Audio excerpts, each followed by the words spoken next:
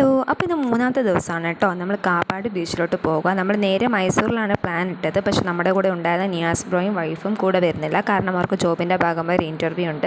പിന്നെ അവരുടെ പേഴ്സണൽ കാര്യങ്ങളാണ്. അതുമല്ല ജോബിന് ഇൻ്റർവ്യൂ കൂടെ ആയതുകൊണ്ട് ഞങ്ങൾ നെക്സ്റ്റ് ടൈം ഒരുമിച്ച് പോകാമെന്ന് വിചാരിച്ചു. അങ്ങനെ പിന്നെ നമ്മൾ നിയാസിക്കയുടെ വീട്ടിൽ നിന്ന് ബ്രേക്ക്ഫാസ്റ്റൊക്കെ കഴിച്ചു. ഞാൻ കുളിച്ചിട്ട് ഫുഡ് കഴിക്കുക കേട്ടോ. കോഴിക്കോട് സ്പെഷ്യലായി ടയർ പത്തിരും ചിക്കൻ കറിയും ഒക്കെ ആയിരുന്നു. എന്നിട്ട് നമ്മൾ നേരെ കാപ്പാട് ബീച്ചിലോട്ട് പോയി കേട്ടോ. എന്നിട്ടൊരു ഈവനിങ് ഒക്കെ ആകുമ്പോൾ മൈസൂരിൽ പോകാമെന്ന് വെച്ചു. അപ്പോൾ നാളെ രാവിലെ മൈസൂരിൽ കറങ്ങാം എന്നൊരു പ്ലാനിലായിരുന്നു. ഈവനിങ് ആയപ്പം നമ്മൾ ഇറങ്ങാമെന്ന് വെച്ചത്. അപ്പോൾ നമുക്കിന്ന് കാപ്പാട് ബീച്ചിലോട്ട് പോകാം എന്നൊരു പ്ലാനായിരുന്നു. അങ്ങനെ പിന്നെ നേരെ കാപ്പാട് ബീച്ചിലോട്ട് പോയി. വലിയ ദൂരവും കാര്യങ്ങളൊന്നും ഇല്ലായിരുന്നു. കുറ്റ്യാടിയിൽ നിന്ന് ഒരു 10-30 മിനിറ്റ് അത്രയേ ഉള്ളായിരുന്നു. എനിക്ക് വലിയ ദൂരമായിട്ടൊന്നും തോന്നിയില്ല.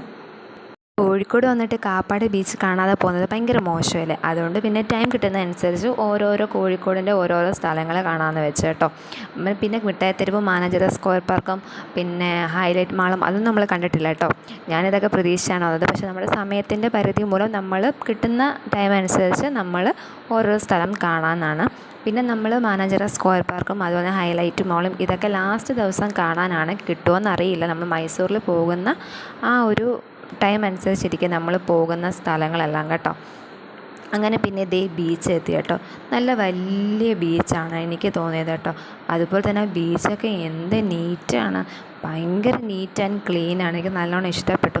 അതേസമയം നമ്മളിവിടെ കൊല്ലം ബീച്ചിലും അഴീക്കൽ ബീച്ചിലും ഭയങ്കര വേസ്റ്റും കാര്യങ്ങളൊക്കെ. പക്ഷേ ഇതൊന്നും അങ്ങനൊന്നും അല്ല, നല്ല അടിപൊളി. എനിക്ക് അതാണ് ഭയങ്കരമായിട്ട് ഇഷ്ടപ്പെട്ടു. നല്ല നീറ്റും ക്ലീനുമാണ്. പിന്നെ കടകളൊക്കെ കുറവാണെന്ന് എനിക്ക് തോന്നി. ഇനി ഉച്ച സമയം ആയതുകൊണ്ട്, ഞങ്ങൾ ഉച്ച സമയത്താണ് പോയത്. സോ ഉച്ച സമയത്ത് ആയതുകൊണ്ട് വലിയ തിരക്കും കാര്യങ്ങളും ഇല്ലായിരുന്നു. എനിക്കറിയില്ല, വലിയ കടകളും കാര്യങ്ങളൊന്നും ഇല്ലായിരുന്നു കേട്ടോ. അപ്പോൾ ഇതാണ് ബീച്ചിൻ്റെ ഇങ്ങനെ ഫ്രണ്ട് പോർഷൻ വരുന്നത്. അവിടെ കാറൊക്കെ പാർക്ക് ചെയ്യാൻ നല്ല ഒരുപാട് സ്ഥലങ്ങളുണ്ട്. അങ്ങനെ പിന്നെ ഞങ്ങൾ കാറൊക്കെ പാർക്ക് ചെയ്ത് കഴിഞ്ഞപ്പോഴാണ് ഇപ്പോഴത്തെ ഓപ്പോസിറ്റ് സൈഡിൽ ഐസൗരതി കണ്ടത്. ഞാൻ ഈ വീഡിയോസിൽ മാത്രമേ കണ്ടിട്ടുള്ളൂ. പിന്നെ കോഴിക്കോട് മാത്രമേ അങ്ങനെയൊക്കെ ഉള്ളല്ലോ.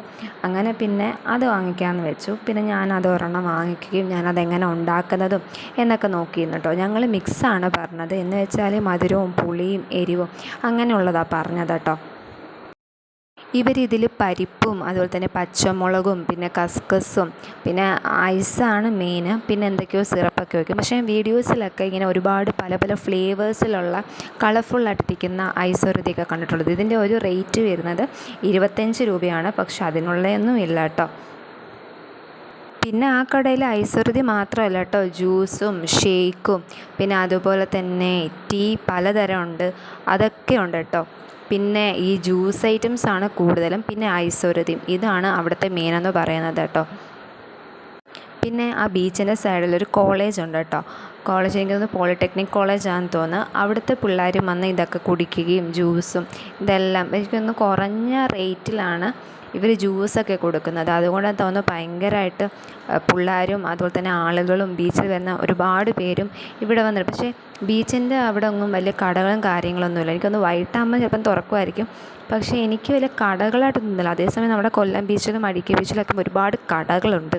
പക്ഷേ ഇത് അങ്ങനെ എനിക്ക് തോന്നിയിട്ടില്ല. കടകളൊന്നും ചെറുതായിട്ട് എനിക്ക് തോന്നിയിട്ടുള്ളത് കേട്ടോ.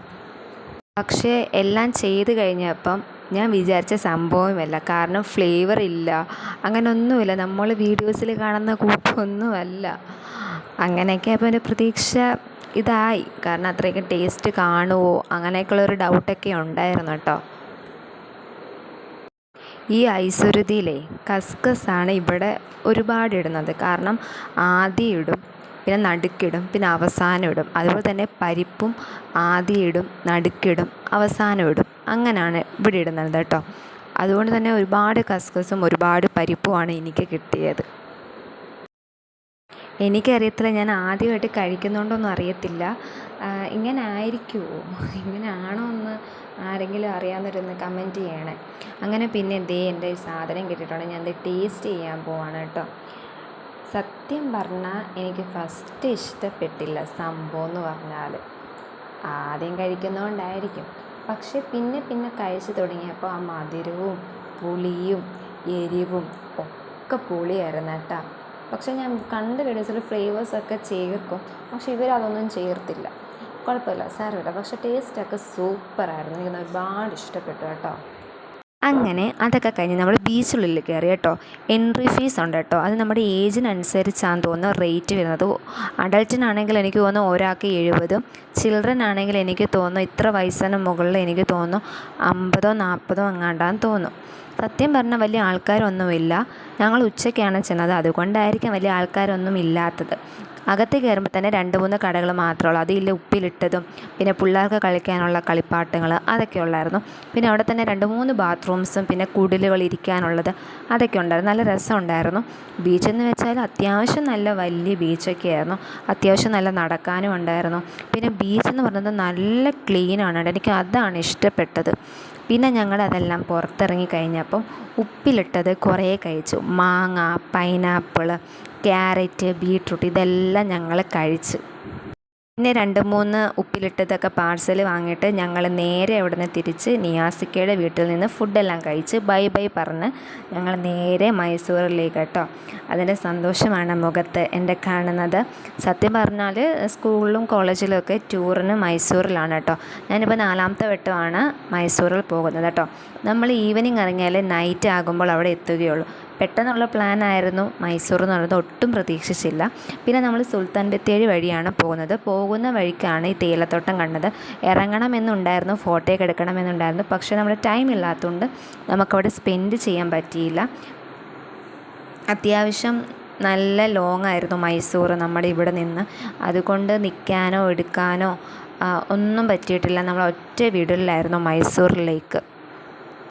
കുറച്ച് കഴിഞ്ഞപ്പോൾ തന്നെ ഞങ്ങൾക്ക് വിശക്കാൻ തുടങ്ങി. അങ്ങനെ പിന്നെ കാറിരുന്ന ബിങ്കോയും ലേസും ഒക്കെ കഴിച്ചു കേട്ടോ. അങ്ങനെ പിന്നെ നമ്മൾ ബന്ദിപ്പൂർ വൈൽഡ് ലൈഫ് സാങ്ച്വറിയിലോട്ട് കടന്നു. പുലി ഇറങ്ങുന്ന ഫോറസ്റ്റാണ്, അതുകൊണ്ട് തന്നെ ഒരുപാട് റിസ്ട്രിക്ഷൻസും കാര്യങ്ങളൊക്കെ തന്നെ ഉണ്ട്. ഫോറസ്റ്റിൽ നമ്മൾ രാത്രി 9 മണിക്ക് മുമ്പ് കടക്കണം. അഥവാ നമുക്ക് കടക്കാൻ പറ്റില്ലെങ്കിൽ അന്നത്തെ സ്റ്റേ ഫോറസ്റ്റിൽ തന്നെ ആയിരിക്കും. പുലി വന്നാൽ നമ്മൾ തിന്നും, അത്രയേ ഉള്ളൂ. വേറെ പണിയൊന്നുമില്ല. അങ്ങനെയൊക്കെയുള്ള കാര്യങ്ങളൊക്കെ ഉണ്ട്. പിന്നെ നമ്മൾ പോകുന്ന വഴി ഫുഡൊക്കെ കഴിച്ചു. പൊറോട്ടയും ഗോബി മഞ്ചൂരിയൊക്കെ കഴിച്ചു. ലാസ്റ്റ് നമ്മൾ മൈസൂരിലെത്തി കേട്ടോ. മൈസൂരിൻ്റെ അടുത്ത് തന്നെ നമ്മളൊരു ലോഡ്ജിൽ റൂമൊക്കെ എടുത്തു. അന്ന് സ്റ്റേ ആയിരുന്നു. പിറ്റേ ദിവസം മൈസൂർ സൂവും പാലസൊക്കെ കാണാൻ പോകാൻ വേണ്ടി എനിക്ക് തോന്നുന്നു ഒരു ഡേയിൽ 1500 രൂപയായിരുന്നു അവർ മേടിച്ചത്. ഞങ്ങൾ 4 പേര് ഒരു റൂമിലായിരുന്നു. അപ്പം നാളെ മൈസൂരിൻ്റെ വിശേഷങ്ങളുമായിട്ട് ഞാൻ നാളെ വരാം. ടാറ്റാ.